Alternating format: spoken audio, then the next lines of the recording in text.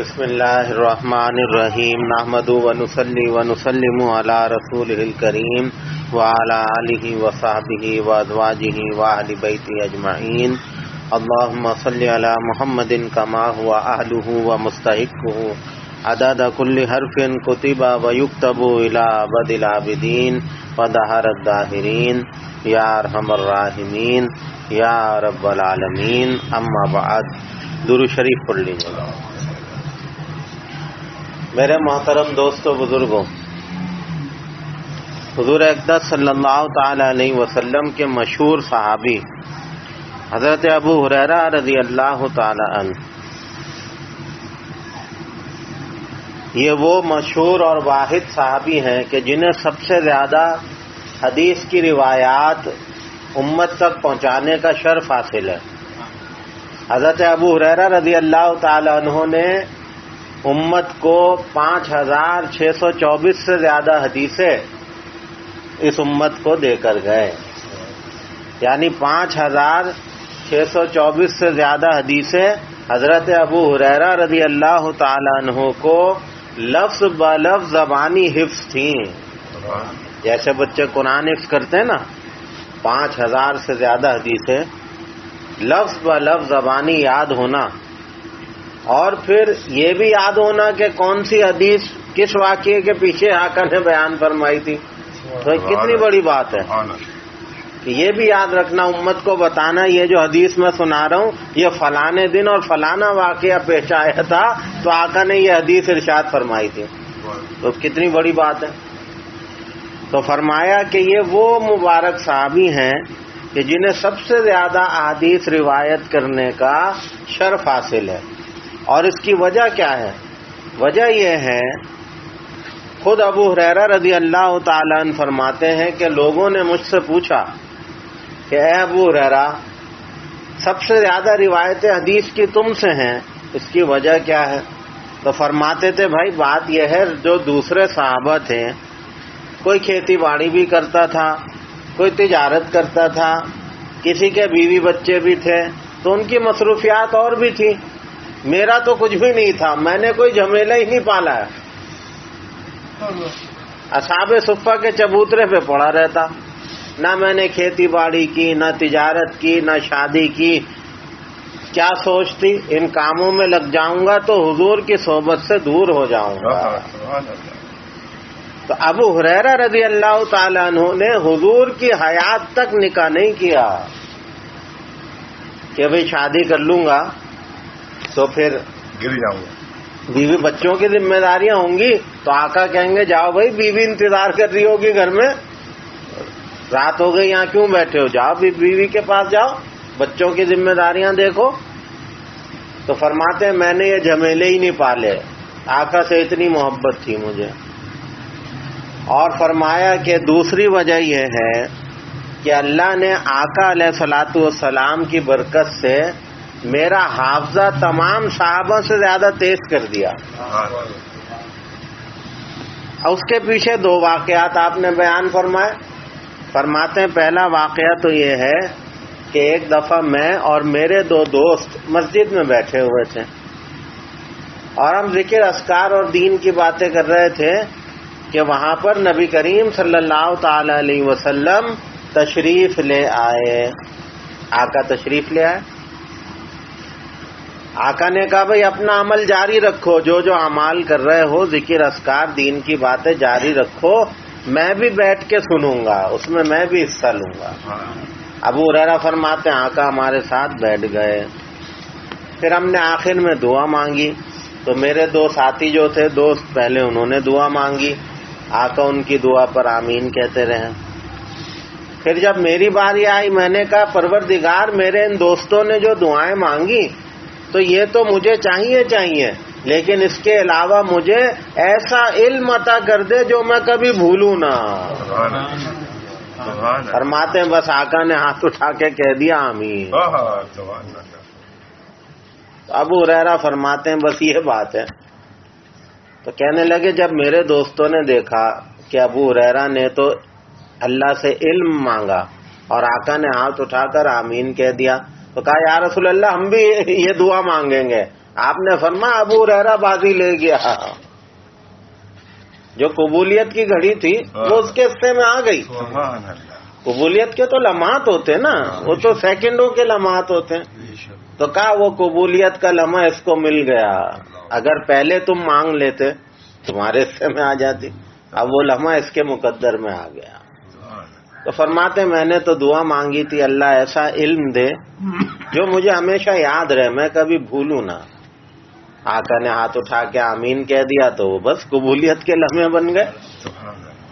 فرماتے ہیں اور دوسری وجہ یہ تھی کہ ایک دفعہ میں نبی کریم صلی اللہ تعالی علیہ وسلم کی خدمت میں یہ بات, یہ عرضی لے کے حاضر ہوا کہ یا رسول اللہ میں آپ کی خدمت میں دن اور رات رہتا ہوں, آپ سے بہت سی باتیں سنتا ہوں, کچھ یاد رہتی ہیں کچھ بھول جاتا ہوں. تو آپ کچھ ایسا فرمائیے کہ آپ سے سنی ہوئی ہر بات مجھے یاد رہے. تو آقا اس وقت صحابہ سے بات فرما رہے تھے, بیان فرما رہے تھے. آقا نے فرمایا ابو ہریرہ اپنی چادر بچھا کے بیٹھ جاؤ. تو جب تک حضور بیان فرماتے رہے آقا کی بات چلتی رہی, ابو ہریرہ اپنی چادر بچھا کے بیٹھے رہے. جب آقا بیان سے فارغ ہوئے تو کہا ابو ہریرہ بس اب اس چادر کو اپنے سینے سے لگا لے, آج کے بعد تو میری کوئی بات نہ بھولے گا. تو آقا کے عطا کرنے کے ایسے بھی انداز ہیں.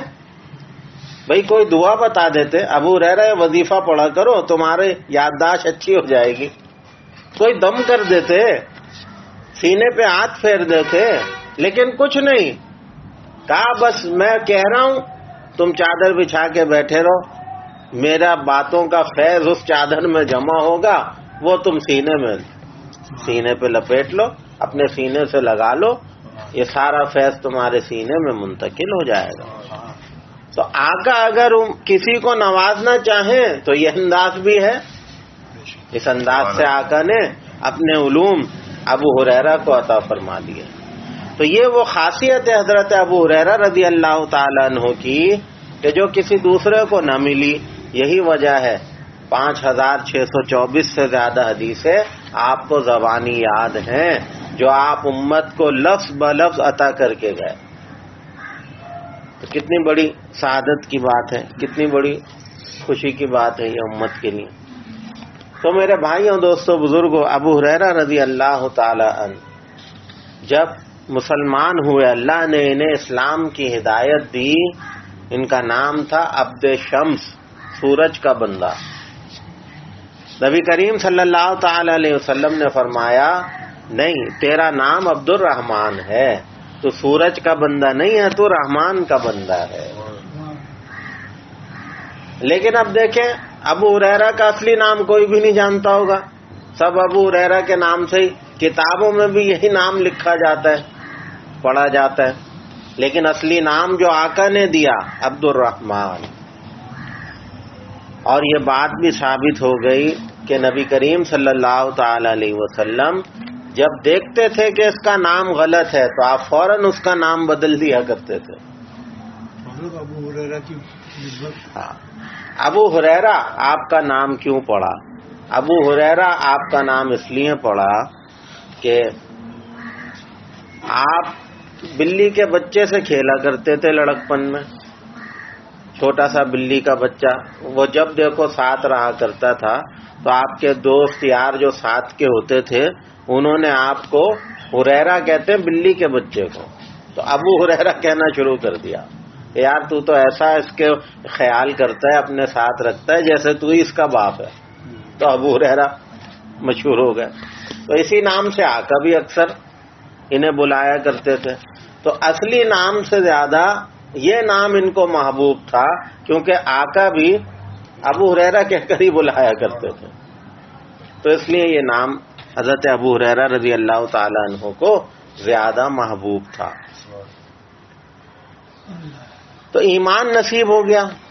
جیسا میں نے عرض کیا, نہ شادی کی, نہ تجارت کی, نہ کوئی کھیتی باڑی کی کہ اللہ کے نبی کی صحبت سے دور نہ ہو جاؤ. تو بڑے روحانی علوم سیکھے, شریعت کے علوم بھی سیکھے, روحانی علوم بھی سیکھے آقا سے. اور ایک دفعہ حضرت ابو ہریرہ رضی اللہ تعالی عنہ مدینے کے بازار سے گزر رہے ہیں، اور بازار سے گزرتے گزرتے آواز لگائی، اے مدینے والوں، تمہیں کیا ہوا؟ ادھر اللہ کے نبی کا ورثہ تقسیم ہو رہا ہے، تم یہاں بیٹھے بازاروں میں گھوم پھر رہے ہو۔ تو دکاندار بھی متوجہ ہو گئے اور جو بازار میں خریدار تھے وہ بھی متوجہ ہو گئے، ابو ہریرہ ورثہ بٹ رہا ہے اور وہ بھی اللہ کے نبی کا۔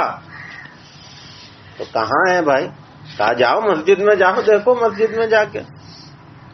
لو یہ سب نے دوڑ لگائی، دکاندار دکانیں چھوڑ کے بھاگے، خریدار اپنی خریداری بھول گئے۔ مسجد میں آ کے دیکھا تو کچھ بھی تقسیم نہیں ہو رہا۔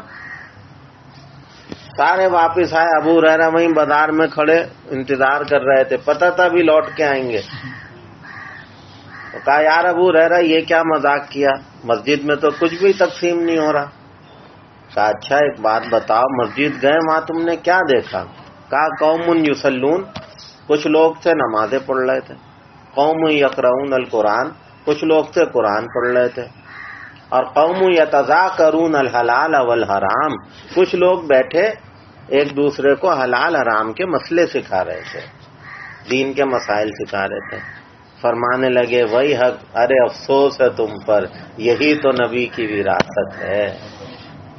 یہ جو مسجد میں تم دیکھ کر آئے ہو، جو کام ہو رہے ہیں، اللہ کے نبی کی میراث اور ورثہ یہی چیزیں تو ہیں۔ تو عہد صحابہ میں مسجد میں یہ 3 کام ہوتے تھے، نمازیں پڑھی جاتی تھیں، قرآن کی تلاوتیں ہوتی تھیں، اور مسجد میں بیٹھ کر لوگ دین کے علوم سیکھا کرتے تھے۔